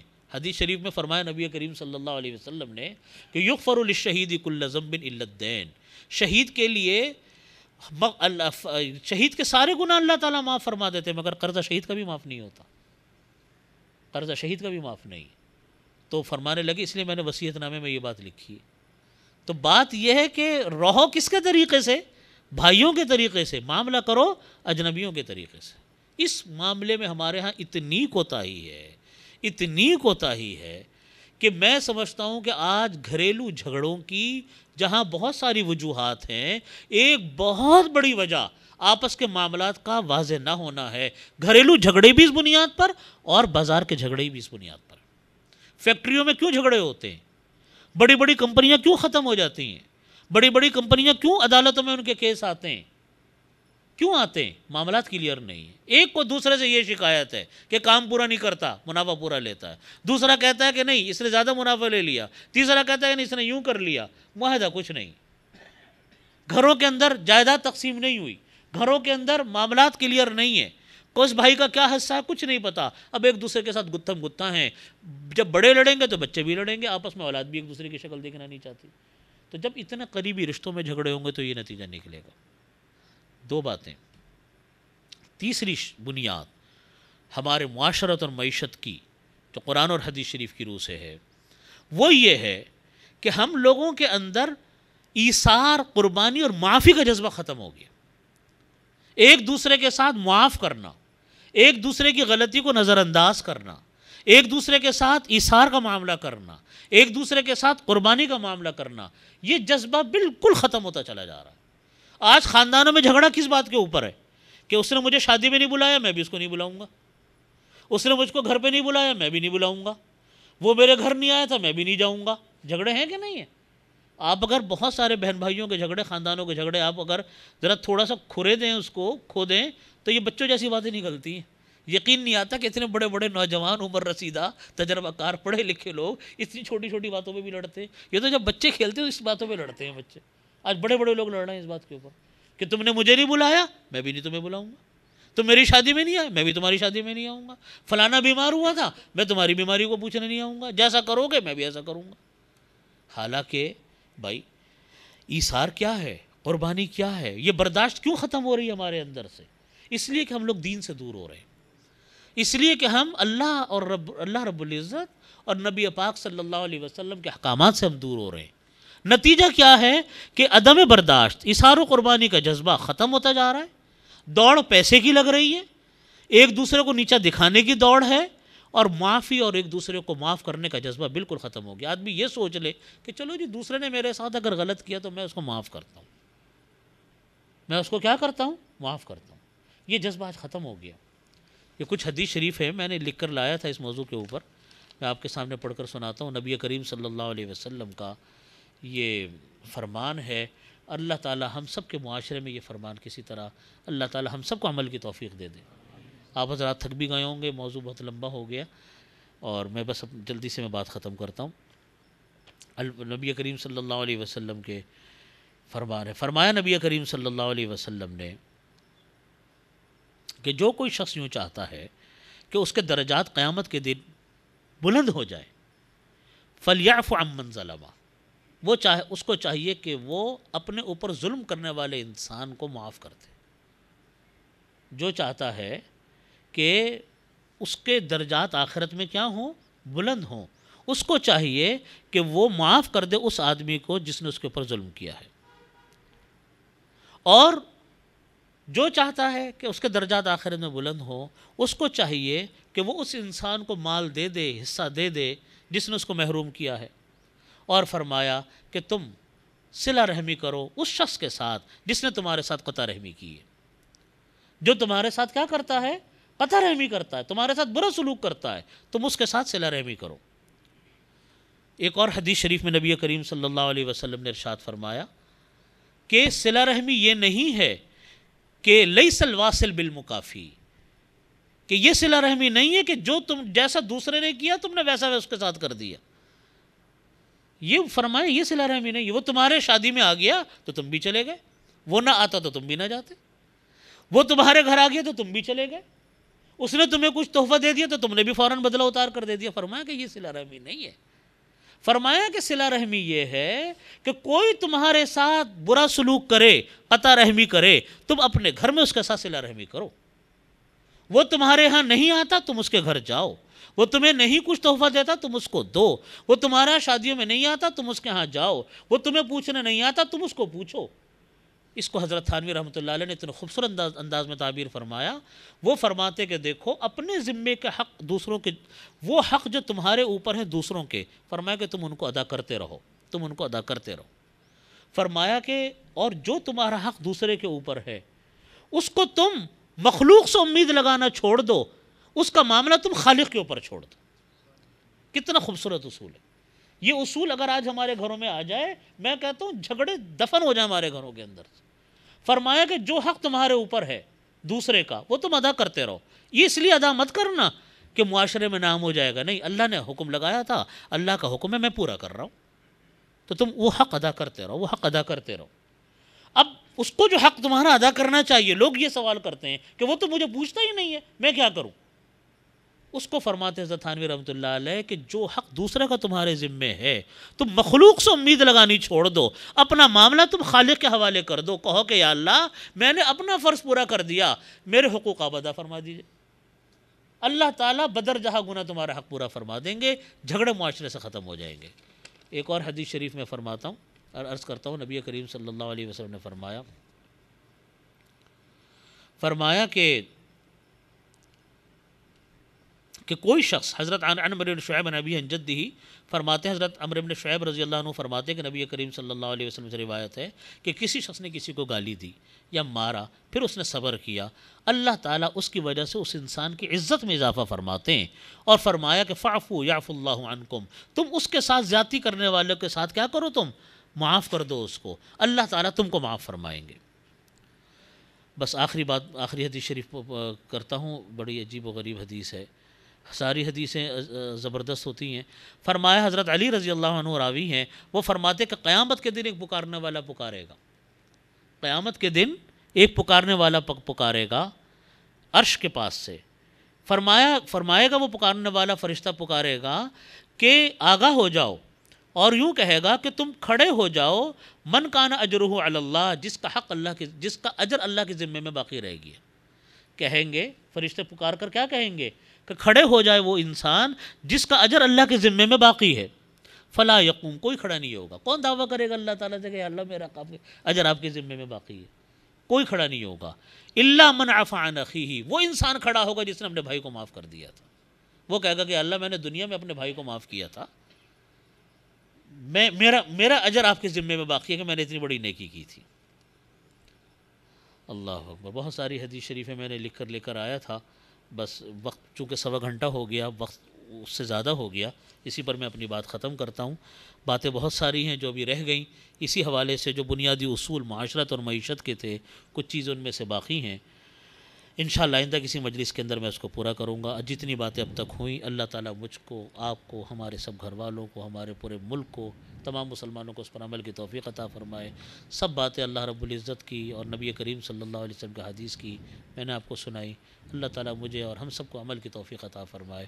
وآخر دعوانا الحمدللہ رب العالمین۔ دعا سے پہلے کچھ لانا تھا حضرت تھوڑا سا۔ اچھا جی، تو 500 سے زائد لنک کی جو سی ڈی نکلتی ہے اس کا نیا ایڈیشن آیا ہے اور امپروو کیا ہوا ہے اس کو، اب وہ گاڑی میں بھی جو ہے وہ چل سکتی ہے اور سی ڈی پلیئر چل سکتی ہے، تو وہ یہاں پہ موجود ہے۔ قرآن کے پیغام کو پھیلانے کے لیے دوسرے تک پہنچائیں، یہ ہماری ایک مہم چلائی ہوئی ہے اور ہم اس کو ہزاروں کی تعداد میں مساجد میں اور کالج یونیورسٹیز میں تقسیم کر رہے ہیں، آپ بھی اس میں شامل ہوں۔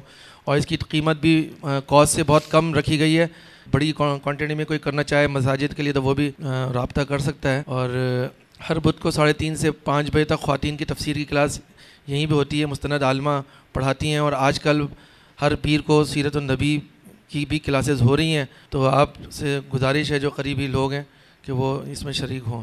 اگلے مہینے کے تیسرے اتوار یعنی 20 مئی کو بعد نماز اثر تفسیر قرآن کا جو ہفتہ واری پروگرام مولانا اسلم شیخ عبوری صاحب کا، مولانا شیخ عبوری صاحب خود تشریف یہاں پہ لائیں گے اور درس قرآن دیں گے۔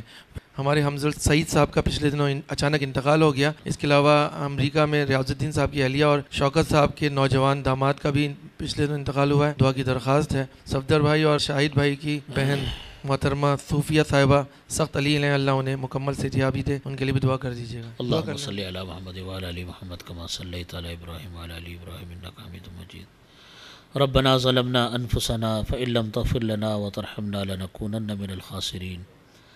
اللهم احسن عاقبتنا في الامور كلها واجرنا من خزي الدنيا وعذاب الاخره. اللهم انا نجعلك في نحورهم ونعوذ بك من شرورهم. اللهم انا نسألك الهدى والتقى والعفاف والغنى. اللهم انا نسألك من خير ما سألك منه عبدك ونبيك محمد صلى الله عليه وسلم، ونعوذ بك من شر ما استعاذ منه عبدك ونبيك محمد صلى الله عليه وسلم. اللهم انا نسألك عزائم مغفرتك ومنجيات امرك والسلامة من كل اسم والغنیمة من كل بر والفوز بالجنة والنجاة من النار. اللهم لا تدع لنا ذنبا إلا غفرته ولا هما إلا فرجته ولا دينا إلا قضيته ولا حاجة من حوائج الدنیا والآخرة إلا قضيتها یا ارحم الراحمین. یا اللہ ہمارے تمام گناہوں کو معاف فرما. یا اللہ تمام صغیرہ کبیرہ گناہوں کی مغفرت فرما. یا ارحم الراحمین ہم کو ہر طرح کی عافیت عطا فرما. یا اللہ چین اور سکون عطا فرما. یا اللہ آج جو ہم نے درس میں جو کچھ بھی باتیں ہوئیں ان باتوں پر یا اللہ قرآن اور حدیث پر ہم سب کو عمل کی توفیق عطا فرما. یا اللہ ہمارے ملک پر سے ہر طرح کی جو آفات اور بلیات آئی ہوئی ہیں یا اللہ اس کا خاتمہ فرما. ہم سب کو چین اور سکون عطا فرما. ہمارے شہر میں ہمارے ملک میں چین اور سکون قائم فرما. یا ارحم الراحمین ہمارے ملک سے اور ہمارے شہر سے قتل و غارت گری کا خاتمہ فرما. چوری ڈکیتیوں کا خاتمہ فرما. مہنگائی اور بد امنی کا خاتمہ فرما. یا اللہ ڈرون حملوں کا خاتمہ فرما. ہمارے ملک میں سے نفرتوں کا خاتمہ فرما. حرام خوری کا خاتمہ فرما. یا اللہ ہم سب کو چین عطا فرما. اپنی رضا کاملہ عطا فرما. یا اللہ ہم سب کو رضا کاملہ عطا فرما. ہم سب کی کامل مغفرت فرما. یا اللہ ہم کو اپنے معاصی سے اپنے گناہوں سے توبہ نصوح کی توفیق عطا فرما. یا اللہ توبہ نصوح کی توفیق عطا فرما. یا ارحم الراحمین اپنے غضب سے محفوظ فرما. یا اللہ اپنے غضب سے محفوظ فرما. یا اللہ اپنی ناراضگی سے محفوظ فرما. یا اللہ ہم سب کو ہر طرح کے عذاب سے، سانحات سے، تکلیفوں سے، مشکلات سے یا اللہ ہم سب کو پناہ عطا فرما. یا اللہ ہم سب کو پناہ عطا فرما. یا اللہ ایمان کامل پر خاتمہ نصیب فرما. یا اللہ ایمان کامل پر خاتمہ نصیب فرما. ہم سب کو جنت الفردوس عطا فرما. عذاب قبر سے محفوظ فرما. دوزخ کے عذاب سے محفوظ فرما. یا رب کریم دوزخ کے عذاب سے محفوظ فرما. ربنا تقبل منا انک انت السمیع العلیم وتب علینا انک انت التواب الرحیم. دعا فرما لیجئے جن لوگوں کا اعلان ہوا جو بیمار ہیں اللہ تعالیٰ ان کو شفا کامل نصیب فرما. جن کا انتقال ہو گیا یا اللہ ان سب کی کامل مغفرت فرما. اللہم صلی علی محمد وعلی آل محمد کما صلیت. خاتم المرسلین تجھ سا کوئی نہیں، تجھ سا کوئی نہیں، ہے عقیدہ یہ اپنا بس صدق و یقین. تجھ سا کوئی نہیں، تجھ سا کوئی نہیں، اے رسول امین خاتم المرسلین.